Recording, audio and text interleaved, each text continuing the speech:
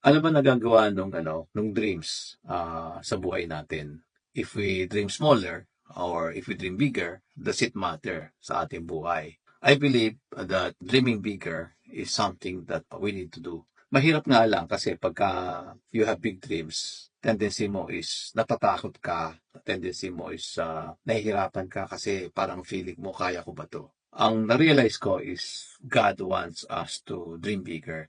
Why? Because God wants to accomplish great things through us, no?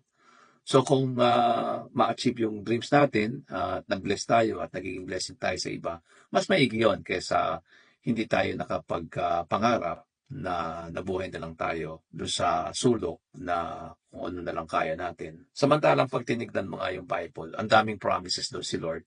Why is He making those promises? I believe that God is making those promises kasi there's such a thing as partnership with God, where God gives us the grace to do things that are not within our capacity to do. Dinadala niya tayo sa sitwasyon na nandoon siya and then He allows certain stretching para magawa natin yung mga bagay na hindi natin kayang gawin dati. So, improve tayo na improve. And therefore, having that attitude na kaya natin mag-dream, and the reason why I dream is because I'm dreaming with God. Because God in the first place has already dreamt something big for me.